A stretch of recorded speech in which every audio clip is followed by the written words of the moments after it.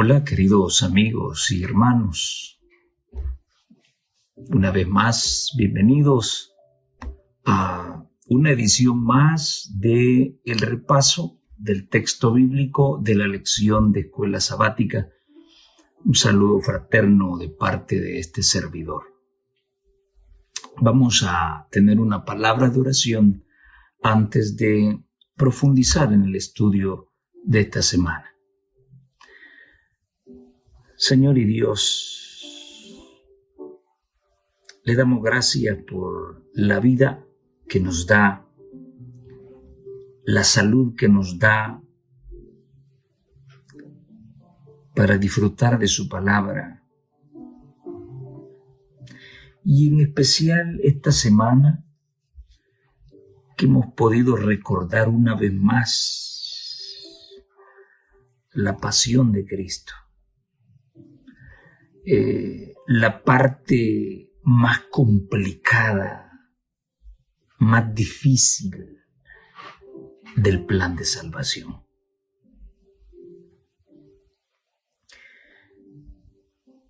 Pero de nada sirve recordar, de nada nos sirve la lástima. Es una historia difícil, triste, donde hemos podido comprobar lo que el hombre es capaz de hacer cuando está lejos de usted.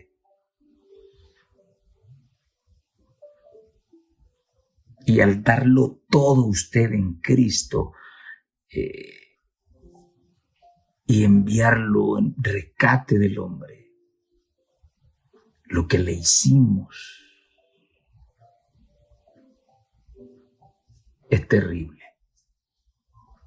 Somos peligrosos los humanos. Pero recordarlo, tener lástima por lo que le pasó a Cristo, llorar, no sirve de nada si no hay cambios serios. Su sierva recomienda que a diario ocupemos una hora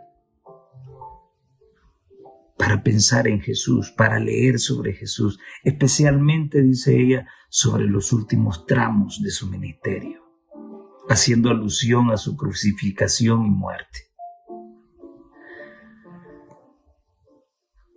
Que esta semana podamos hacer compromisos con usted.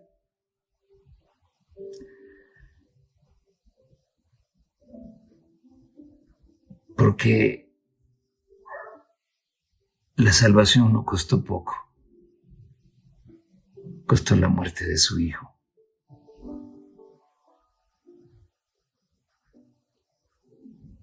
Estamos obligados a que hayan cambios. Con la única razón de agradarle y con la única razón para demostrarle nuestros agradecimientos por ese precioso sacrificio. En sus brazos de amor nos ponemos en el nombre de Jesús. Amén y amén. Lección número 12. Estamos a un paso para dar por finalizada la lección de este trimestre. Lección 12. Juzgado y crucificado. Marcos 15:34 concentra el texto clave para esta semana que finaliza. Y a la hora 9, Jesús exclamó a gran voz, la hora 9, las 3 de la tarde, Eloi, Eloi, lama sabactani, que quiere decir, Dios mío, ¿por qué me has desamparado?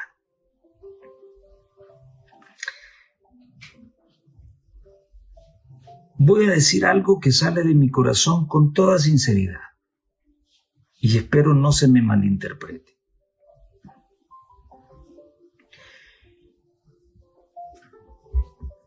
He visto llorar a mucha gente viendo esas películas en Semana Santa, cuyo tema central es la muerte de Jesús en la cruz. Ahora, Dios lo dio todo en Cristo para que yo crea ese amor maravilloso, para que yo crea que en su nombre yo puedo ser perdonado de mis faltas. Sí, pero debo convencerme, debo dar ese paso para abrir mi corazón y dejar entrar a Jesús. Sentir lástima por Jesús no me sirve de nada. Llorar por Jesús no me sirve de nada. Eso se llama sentimentalismo. Y el Evangelio no es sentimiento. El Evangelio es razón. La religión no se defiende con el sentimiento, se defiende con la razón.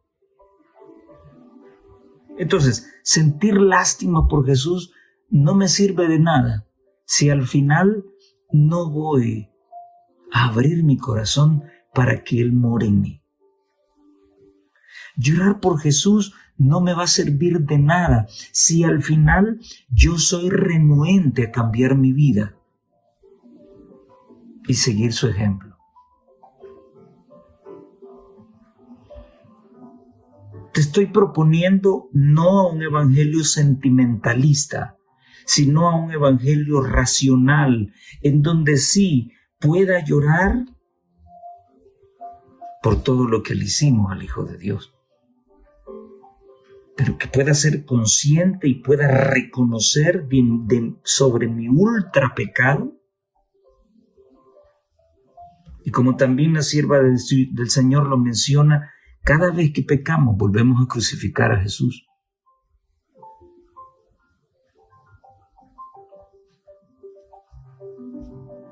De nada me sirve llorar por Jesús, de nada me sirve tener lástima por Jesús si estoy empecinado en seguir viviendo en pecado. Entonces no entendí este sacrificio. Entonces mi fe no está siendo construida en Cristo. Quiero aclarar esa parte. La vida de la iglesia es una réplica de lo que ocurrió con el ministerio de Jesús. Y me refiero especialmente a este momento que puntualiza el texto clave, Marcos 15:34. Ya lo vamos a analizar más adelante. Jesús se sintió solo.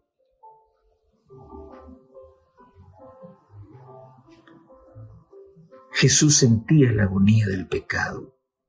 Jesús sentía la consecuencia del pecado, la ruptura de la relación con Dios y el alejamiento de Dios. Jesús tenía que experimentar eso. Y él se sintió solo.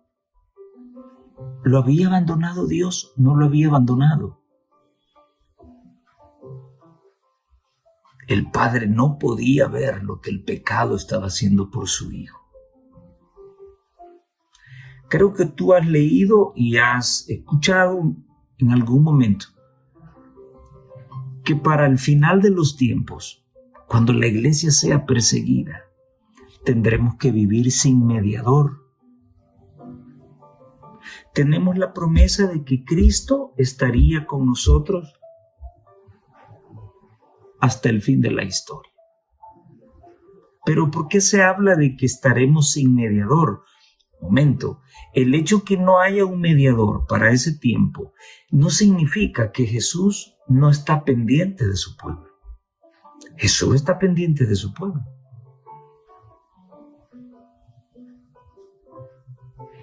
Lo único que si somos la réplica de lo que ocurrió en su ministerio,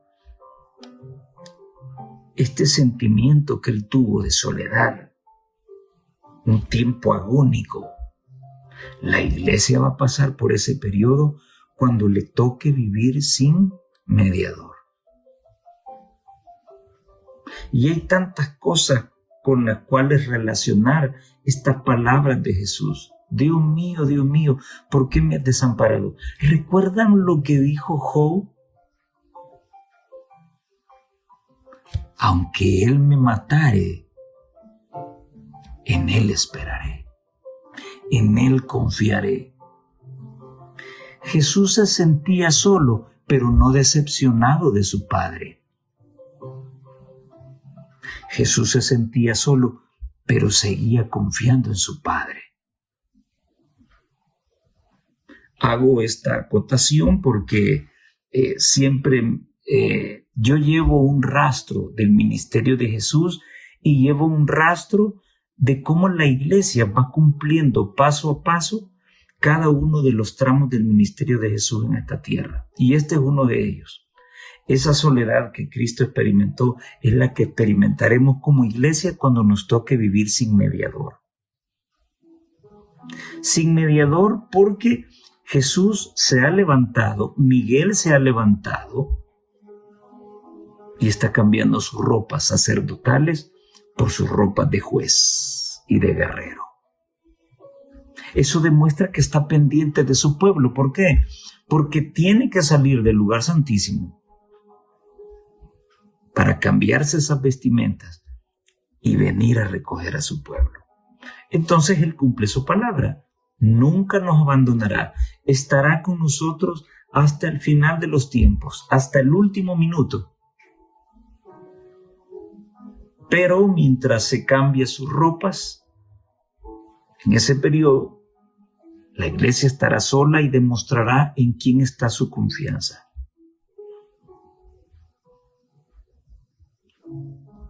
El oro debe ser probado en fuego.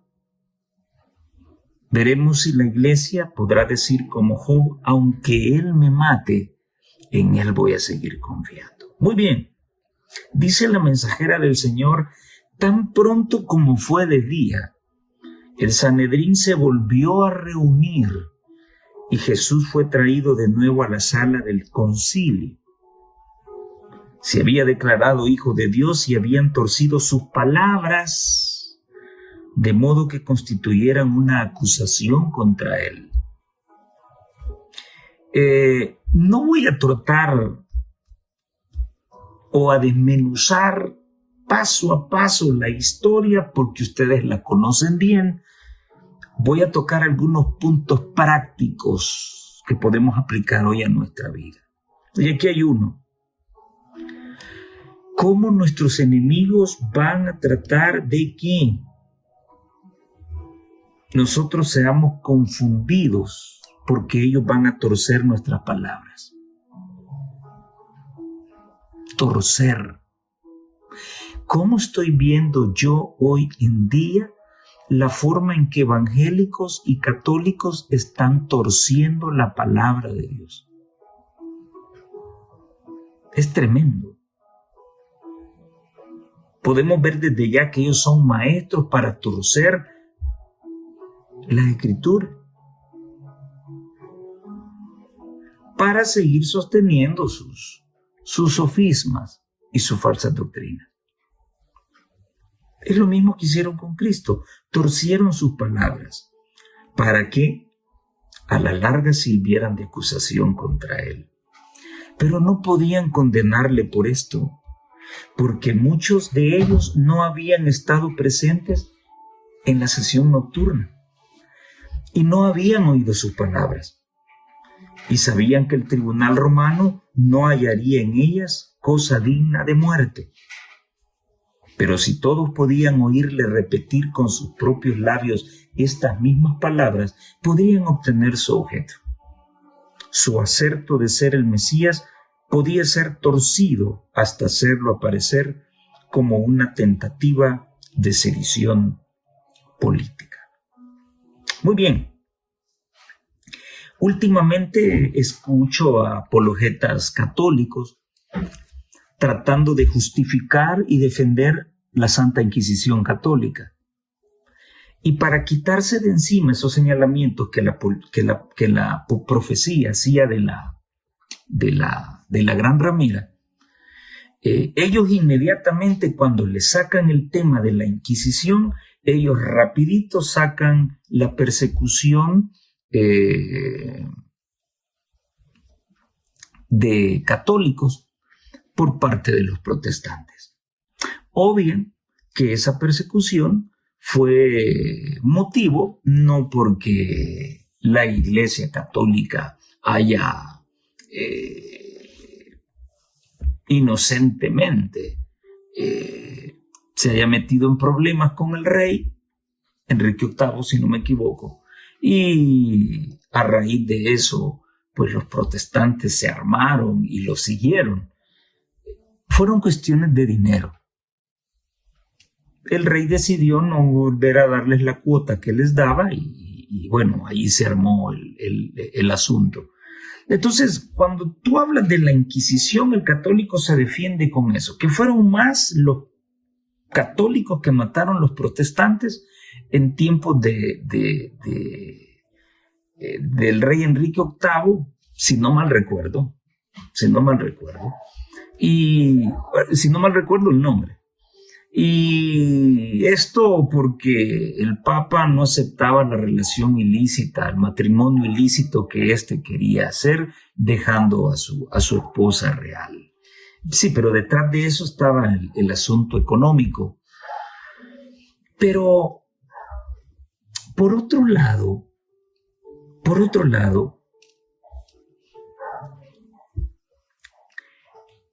los católicos tratan de descentralizar el horror de la Inquisición. Y he escuchado a algunos apologetas decir que era necesario que hubiera Inquisición. Y que no fue la Iglesia Católica la que persiguió y mató a los hugonotes, a los valdenses y a toda esa gente, millones de personas que murieron bajo sus garras. Ellos alegan de que no fueron ellos los que mataron a esta gente. Sí, hay una media verdad en eso. Pero lo que el católico común ignora es que para que la Iglesia lograra esa persecución y matara a esta gente, tuvo que haber hecho alianza con el Estado. Y en efecto, la Iglesia no fue la que mató. La Iglesia hizo consorcio con el Estado y fue el Estado quien los mató. Sí, pero en cada tribunal del Santo Oficio estaba un sacerdote católico pidiéndole al hereje que se retractara de lo que había hecho. Así que ellos no hicieron el trabajo sucio, pero ellos lo organizaron. ¿Cómo? Aliándose con el Estado. Es exactamente, y menciono esto porque es exactamente lo que ocurrió con Jesús. El Estado no encontró cargos que imputar a Cristo. Inmediatamente le dijeron a Sanedrín: estos son problemas religiosos, resuélvanlo ustedes. Entonces, cuando el Sanedrín manejó a su antojo el tema del rey de los judíos, esta ya es una postura política, y entonces Roma paró la oreja. Para que mataran a Jesús tuvo que haber una alianza entre la Iglesia y el Estado.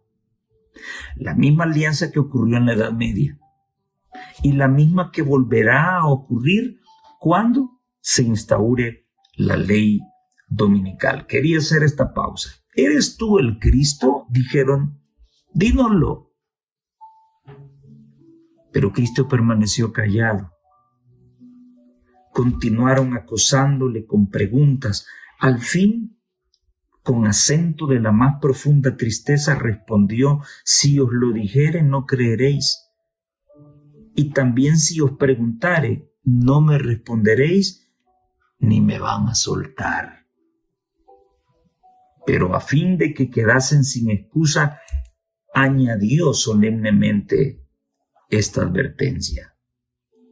Mas después de ahora, el Hijo del Hombre se sentará a la diestra de la potencia de Dios. Deseo a toda la gente, es página 661. Increíble. Su propio pueblo lo condenó sin haber pasado por un juicio justo. Es tremendo eso.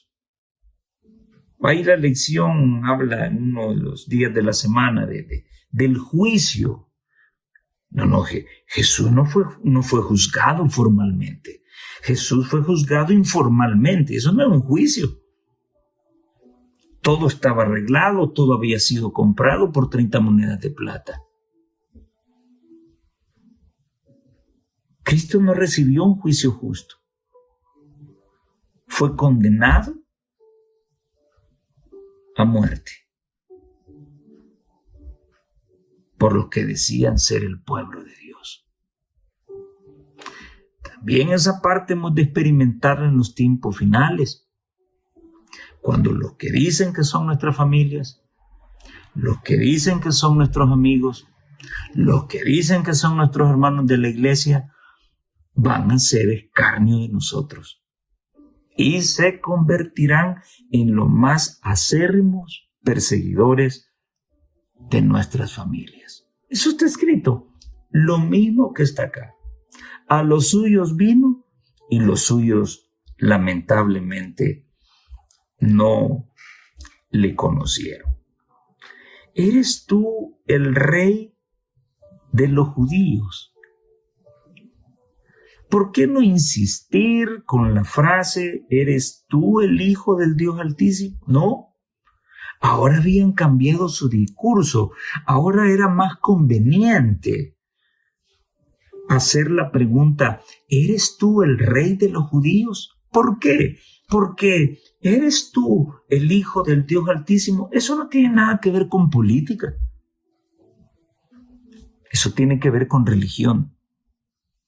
Y solamente por asuntos religiosos ellos no podían asesinar a Jesús porque entonces podrían quedar al descubierto. Entonces había que manejar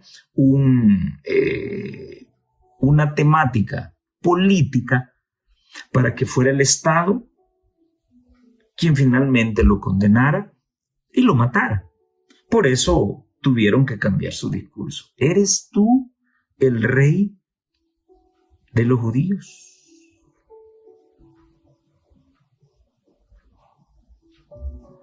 Esa pregunta revela la incredulidad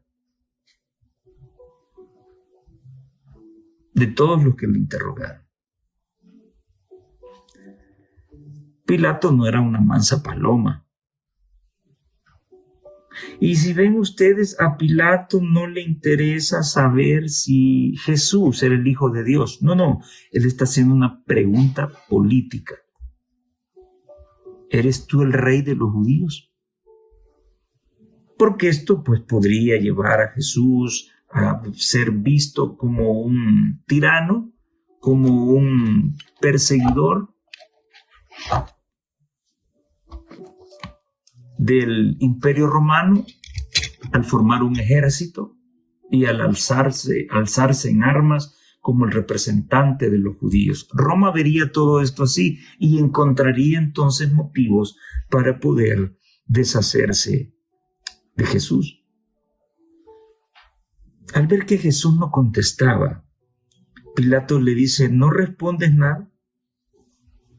Mira que allá afuera te están acusando varios. Pero Jesús no decía nada. Y finalmente le propuso a la gente a quien querían que soltaran para las fiestas. Y ustedes conocen la historia. El pueblo pidió a Barrabás. Querían a Barrabás. ¿Cómo reaccionamos frente a una disputa? ¿Cómo? Cuando la razón está de nuestra parte, ¿qué pasa por nuestra cabeza? ¿Cómo actuamos? Cuando estamos molestos es cuando mostramos nuestra verdadera naturaleza. Cristo nos enseñó a guardar silencio. La mensajera del Señor dice en Historia de la Redención, página 224, su paciencia y tolerancia eran tan poco humanas que muchos temblaron. Aún Herodes y Pilato se sintieron sumamente perturbados frente a su porte noble y divino. ¿Tú has entendido lo que estoy leyendo? Tú puedes darte cuenta del poder que tenía la paciencia y la tolerancia de Cristo. Era una paciencia y una tolerancia que no eran humanas. Una paciencia y una tolerancia divina con autoridad moral, con un porte noble y divino que hizo temblar a Herodes y a Pilato. Ese es el tipo de paciencia que Dios le pide a su pueblo, a sus santos. Aquí está la paciencia de los santos.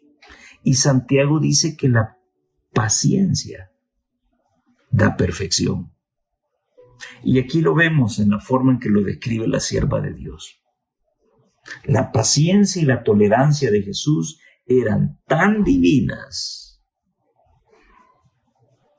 que inspiraba miedo en la vida de Herodes y de Pilato. Jesús no vivió para agradarse a sí mismo. Primer craso error de nosotros como humanos y como cristianos. Servirnos a nosotros mismos, agradarnos a nosotros mismos. Me encanta que me halaguen, me encanta que me mencionen, me encanta que digan que yo he hecho grandes aportes económicos, me encanta que digan de que la iglesia se derrumba si no estoy yo allí. Así somos. Jesús no vivió para agradarse a sí mismo. Se entregó como un sacrificio vivo y consumidor en favor de los demás. Los que reciben a Cristo, dice ella, abandonarán, oigan esto, mis amigos y hermanos, los que reciban a Cristo, los que ya estamos bautizados y tenemos años de militar en esta iglesia, pues hemos recibido a Cristo. Oye, vamos a ver si es cierto. Y entonces le pedimos a aquellos que no conocen de Dios o que no tienen mayor compromiso con Dios, les pedimos que ellos abran el corazón y que permitan recibir a Jesús. Vamos a ver si tenemos la autoridad moral para pedirle eso a la gente. Los que reciben a Cristo abandonarán todo rasgo descortés y áspero. Ay, mi hermana, diaconisa, líder de cualquier departamento. Yo no sé, pero esa hermana con esa gran cara que pone, con esa gran cara que se le ve, no dan ganas, pero ni de ir a la iglesia. ¡Qué tremendo! Ah, no, mire, ese anciano es pero bravo. El pastor, no, el pastor es áspero. No le pregunte nada porque me va a sacar machete. Los que reciben a Cristo abandonarán todo rasgo descortés y áspero. Ya solo con eso damos a demostrar que no hemos recibido a Jesús, porque todavía somos ásperos con nuestras esposas, con nuestros hijos, con nuestros amigos, con nuestros compañeros de trabajo, con los hermanos de la iglesia. Somos macheteros. Y decimos haber recibido a Jesús. Pero ¿cuál es la característica de aquel que ha recibido a Jesús? No es áspero ni descortés. Es un caballero. Tiene un porte noble y divino, porque Cristo está dentro de él. Los que reciben a Cristo manifestarán la amabilidad y la bondad que hay en Jesús, porque Cristo mora en el corazón por la fe. Cristo era la luz que brillaba en la oscuridad, y sus seguidores también deben ser luz del mundo. ¡Qué tremendo! ¿Cómo me desnudó esta cita a mí? Usted puede decir que es lo que sea dentro de la iglesia. Usted puede decir de que la iglesia sin usted se cae. Pero si usted es descortés y áspero con sus hermanos en la iglesia, discúlpenme, pero usted es un mentiroso. ¿Y quién va a sentir deseo de hacerse adventista del séptimo día si oyen los gritos en su casa, cómo usted le grita a su esposa, cómo usted maltrata a sus hijos? Qué engaño en el que vive la iglesia La Odisea, ¿verdad? Tremendo esto. Así como Cristo fue luz, nosotros estamos llamados a ser luz. Cristo es nuestro modelo, pero a menos que lo contemplemos, que nos espaciemos en su carácter, no lo reflejaremos en nuestra vida práctica. Fue manso y humilde de corazón.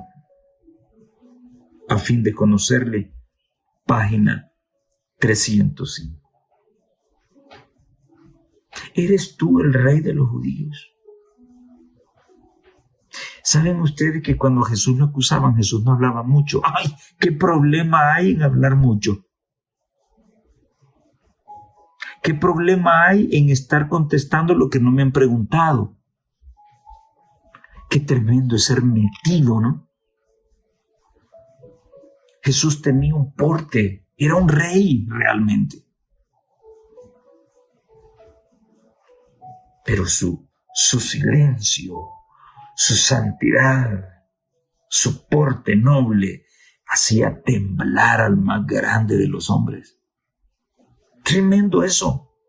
El poder de la humildad, el poder de la santidad, el poder de un corazón limpio. Ese es mi rey. Ese es el rey a quien yo adoro. Y debo vivir como él vivió. Debo ser noble, sereno, debo tener ese porte, así como él lo tuvo. Tonterías no van a doblarme. El mal carácter de otros no va a doblarme. Voy a sacar fortaleza de su debilidad. Qué importante es esto. ¿Que acaso tú no hablas nada? ¿Eres el rey de los judíos o no? Y Jesús callado. Oh, sí, yo tengo tantos títulos, yo soy esto y yo soy...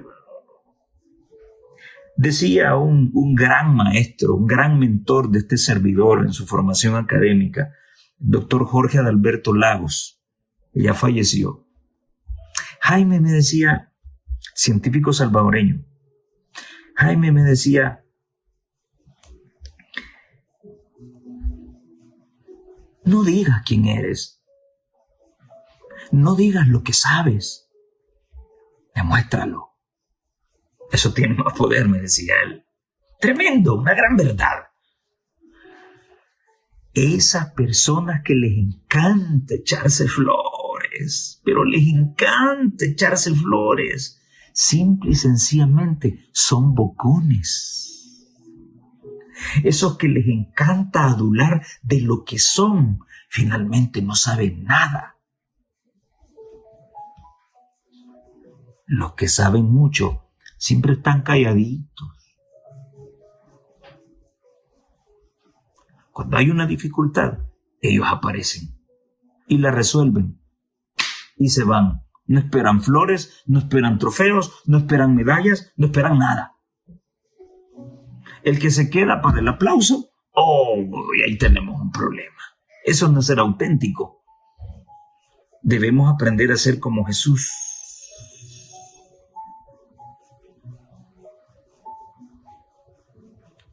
Un porte noble y divino. El autor insistió mucho en la palabra irónico. Sí, había muchas situaciones de ironía vinculadas con la vida de Jesús. Una de ellas acabo de mencionar, a los suyos vino y los suyos no le recibieron. ¿Cuántas veces Jesús le habló a sus discípulos que sería apresado, lo iban a lastimar, finalmente moriría en la cruz y resucitaría el tercer día? ¿Cuántas veces se lo dijo? ¿Cuántas? A todo el mundo se le olvidó. A ver, amigos católicos, a ustedes que les encanta sobreexaltar a María, o ya cambiaron su discurso, o ya no dicen que es diosa, solo se quedaron con es la madre de Dios.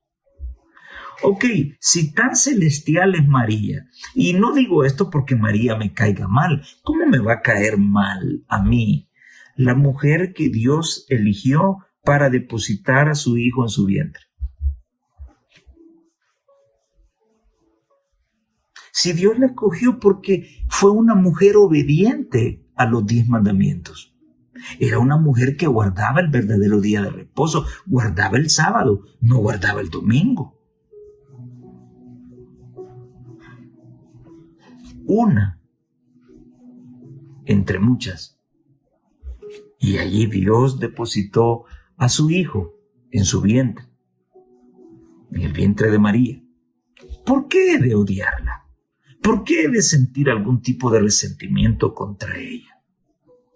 Lo que no está bien es darle una posición exaltada que ni Dios se la dio. Y como lo he dicho en otras ocasiones, qué extraño que la Biblia habla de que Enoc caminó con Dios y ya no lo hallaron. Qué raro que la Biblia hable de que un torbellino de fuego vino a traer a Elías el profeta. Y no se diga nada de la resurrección de la mamá de Jesús, de la madre de Dios, como le llaman los católicos. Qué extraño, ¿no? Entonces parece ser que la Iglesia Católica le ha dado un poder a María que la Biblia no se lo da. Ahora, claro, ellos muy audazmente se defienden en que ellos no son solo escritura. Ellos son tradición. Ahí ya con la tradición se aprovecha a meterse muchas cosas. Muy bien, la tradición. Sí, pero lo que la tradición te enseña debe estar apegado a la palabra. No debe estar desconectada de la palabra. La sucesión apostólica debe estar conectada a la palabra. No, Sancaralampi va a hablar cosas que Pedro no dijo. ¿Cuándo habló Pedro del purgatorio? ¿Cuándo habló Juan acerca del purgatorio? ¿En cuántas ocasiones Pedro, Juan, todos los apóstoles y aún el nuevo, Pablo, cuándo ellos incluyeron en su predicación la exaltación a María como reina y como mamá de Dios? ¿Cuándo estuvo ese discurso en la boca de los apóstoles? A ver, si hablamos de sucesión apostólica. El evangelio consistió en predicar a Jesús. El falso culto a María es una invención católica.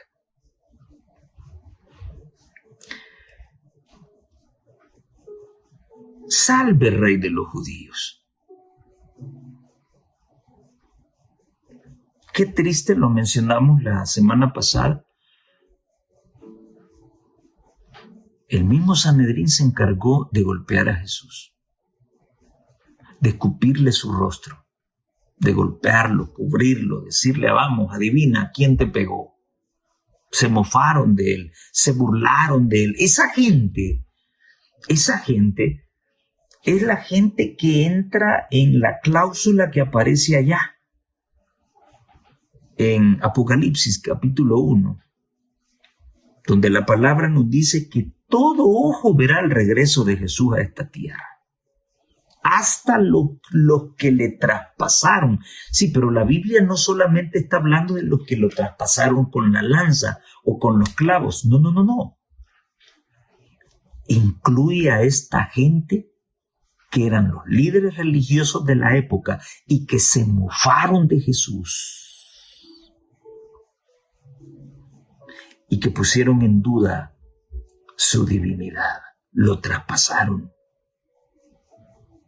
Su ignorancia traspasó las prerrogativas que solo a Jesús le competen. Estos soldados que estaban ahí también y que lo golpearon, cuando Jesús pasó por diferentes manos, por diferentes juicios no oficiales,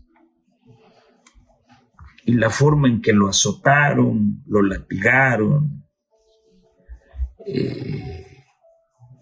se burlaban de él, le pegaban con una caña, le pusieron un manto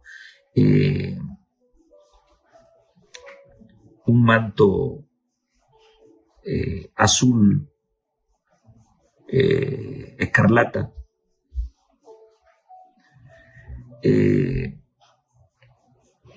y le dieron la caña, le pusieron la corona de espinas, simulando, burlándose de que era el rey de los judíos.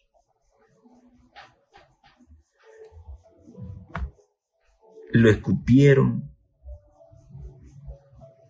Es increíble.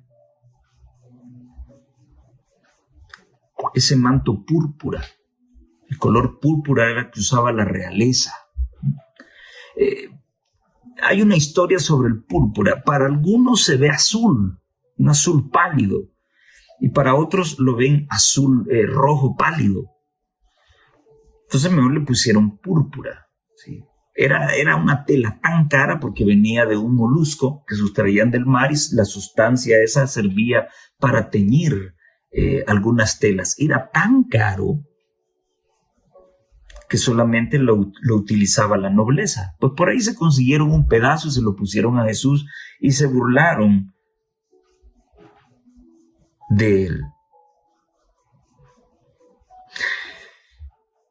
El procedimiento, dice el autor, típico de una ejecución romana consistía en hacer que el condenado cargara desnudo con su cruz hasta el lugar de la ejecución.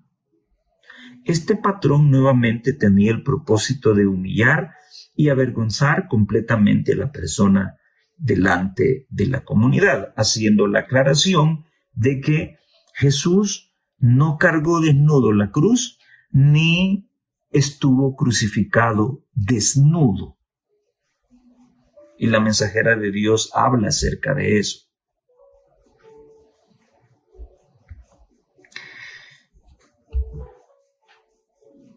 Satanás indujo a la turba cruel a ultrajar al Salvador. ¡Ay! No hay nada tan terrible cuando lo chilatean a usted, cuando lo calientan, cuando le dicen cosas que no son, cuando se burlan de usted, cuando le hacen bullying, cuando lo traspasan al límite. Su soporte era noble y divino, sí, pero también los insultos que le hacían no eran humanos, eran más que humanos. ¿Por qué? Porque Satanás estaba induciendo a la turba cruel para ultrajar a Jesús y sacarlo de sus casillas. ¿Era su propósito provocarle a que usase de represalias, si era posible, o impulsarle a realizar un milagro para librarse y así destruir el plan de salvación? Eso está en el Deseo de todas las gentes, la página 682 y 683. Qué tremendo era Jesús, ¿no? Qué paciencia. Le decían de todo. Y Jesús estaba allí e enmudeció y no abrió su boca. Luego, ustedes conocen los tramos de la crucifixión. Hoy se habla mucho acerca de todo lo que ocurrió en Cristo desde el punto de vista de la ciencia médica. ¿Cómo es posible que salió agua y sangre de su corazón? Y todos sabemos lo que ocurrió en la crucifixión. Todos sabemos muy bien que Jesucristo fue el Cordero de Pascua. Fue sacrificado a las 3 de la tarde, a la hora novena, exactamente a la hora en que se realizaba el segundo sacrificio. Había un sacrificio matutino que se hacía a las 9 de la mañana y un sacrificio vespertino que se hacía a las 3 de la tarde. Jesús murió a las 3 de la tarde, cumpliendo, como les decía, todo el servicio del santuario. Si no estudias el servicio del santuario, los rituales del santuario, te vas a perder en la teología. Vas a andar hablando cosas que la Biblia no dice y cosas que el plan de salvación no plantea. Jesús estaba cumpliendo a cabalidad lo que se hacía con el Cordero de Pascua antes de ser sacrificado. Tremendo, tremendo esto. ¿Cómo te sentirías tú si a la hora en que te están crucificando hay gente que te dice insultos, te tira piedras, te escupe, te dice maldiciones y te das cuenta que muchas de esas personas tú les hiciste un favor? Habían varias personas a quienes Jesús había sanado y que estaban allí gritándole. Se sentían avergonzadas porque creían en un ficticio rey, pero realmente Jesús era un rey. En los sufrimientos de Cristo en la cruz, dice la sierva de Dios, se cumplía la profecía. ¿Qué fue lo que Jesús clavó en la cruz? Todas esas ceremonias que el santuario estipulaba quedaron ya totalmente obsoletas cuando el velo del templo se rasgó de arriba a abajo, cuando Jesús dijo, consumado es. De arriba a abajo, porque era Dios quien eliminaba esos rituales y no era el hombre. No se rompió de abajo hacia arriba. Por eso es que hoy en día tú no necesitas irte a comprar un cordero, matarlo para el perdón de tus pecados. Ya no es necesario, porque Cristo era el Cordero de Dios que quitaría el pecado del mundo. Siglos antes de la crucifixión, el Salvador había predicho el trato que iba a recibir. Dijo: porque perros me han rodeado, hame cercado cuadrilla de malignos, horadaron mis manos y mis pies. Contar puedo todos mis huesos, ellos miran, considéranme. Partieron entre sí mis vestidos y sobre mi ropa echaron suertes. Exactamente lo que ocurrió el día de la crucifixión ya había sido descrito en Salmo 22, del 16 al 18. La profecía concerniente a sus vestiduras fue cumplida sin consejo ni intervención de los amigos o los enemigos del crucificado. Su ropa había sido dada a los soldados que le habían puesto en la cruz. Cristo oyó las disputas de los hombres mientras se repartían las ropas entre sí. Su túnica era tejida sin costura y dijeron: no la partamos, sino echemos suerte sobre ella para ver a quién le queda. Deseo a toda la gente, página 695. Ante el asombro de las huestes celestiales, caminó por esta tierra como el Verbo eterno. Plenamente preparado, abandonó las cortes celestiales para venir a un mundo estropeado y contaminado por el pecado. Misteriosamente se vinculó a la naturaleza humana. El Verbo se hizo carne y habitó entre nosotros. El exceso de la bondad, la benevolencia y el amor de Dios fue una sorpresa para el mundo de la gracia que se podía captar, pero no contar. Fundamentos de la educación cristiana, página 400. Con la muerte de Jesús era para que Dios destruyera al mundo ese mismo día. Pero el mundo se espantó al ver el exceso de bondad de parte de Dios. Qué difícil es que cuando estás en problemas, cuando estás en situaciones apremiantes, no tienes dónde recostar tu cabeza.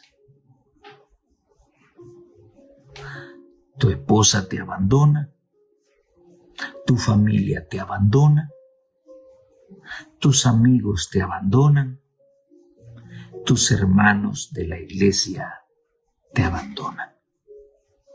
Fue precisamente el abandono que sufrió el Hijo de Dios. Ustedes se van a espantar, le dijo Jesús a sus discípulos. Se van a espantar, se van a escandalizar, se van a avergonzar al ver todo lo que van a hacer conmigo. Se cumplió al pie de la letra. Pedro dijo que no lo dejaría y que aún hasta la misma muerte iría con él. Y fue el primero que le negó y lo dejó solo. Amigos y hermanos, podemos darnos cuenta qué crueles somos. Somos malos los seres humanos. Aquí se cumple la parábola de aquella viña donde el dueño de la viña envió a su hijo y los labradores mataron a su hijo. Aquí se estaba cumpliendo.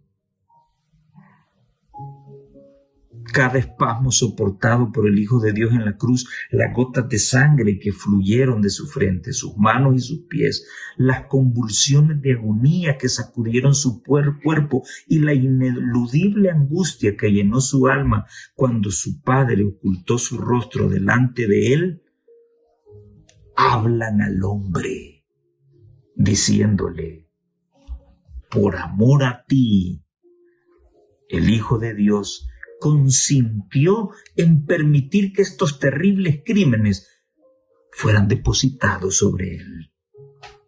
Por ti saqueó los dominios de la muerte y abrió las puertas del paraíso y la vida inmortal. ¿Somos conscientes de esto, hermanos?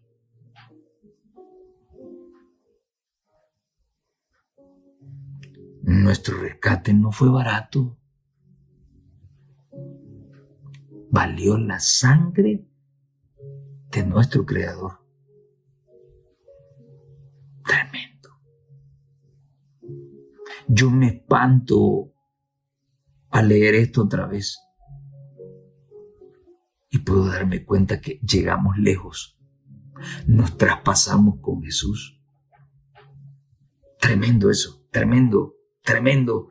Si algún día nos vamos a perder, va a ser con justa razón. Todo lo que le hicimos a Cristo y lo que le seguimos haciendo.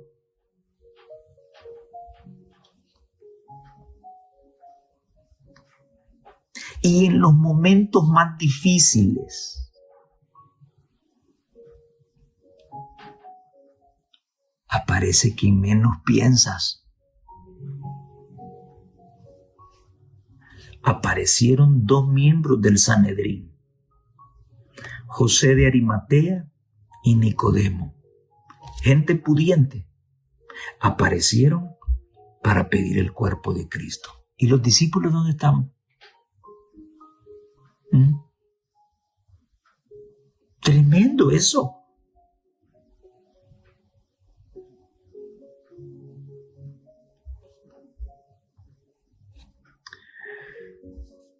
Pilato se sorprendió al escuchar que Cristo ya estaba muerto. Pidió al encargado del evento que le trajera el informe y le dijo, en efecto, sí, está muerto. Lo bajaron con mucha delicadeza de la cruz y fue llevado al sepulcro de Arimatea. Las mujeres fueron a ver dónde lo depositaron para luego ir ellas temprano a embalsamarle. Los ejemplos bíblicos de constancia humana testiguan la fidelidad de las promesas de Dios, su constante presencia y su gracia sostenedora. Testificaron del poder de la fe para resistir a las potestades del mundo. Es obra de la fe confiar en Dios en la hora más oscura y sentir, a pesar de ser duramente probados y azotados por la tempestad, que aún así nuestro Padre empuña el timón. Solo el ojo de la fe puede ver más allá de las cosas presentes para estimar correctamente el valor de las riquezas eternas. Hechos de los Apóstoles, página 459 y 460. Quiero terminar esta lección con la siguiente reflexión. ¿A dónde estás construyendo tu fe? Llegará un día en que seremos probados y tendrás que estar solo. ¿Vas a dudar de Dios? ¿Vas a pensar que Dios te dejó solo? ¿O tan acostumbrado estás de caminar con Dios en esta vida que dirás como Job, aunque Él me mate, en Él esperaré? Fíjate bien, por favor, ¿dónde estás construyendo tu fe? Porque de eso dependerá que cuando venga el día malo puedas resistir y tener el privilegio de ver a Cristo cara a cara. Que el Señor te bendiga y nos vemos en la próxima.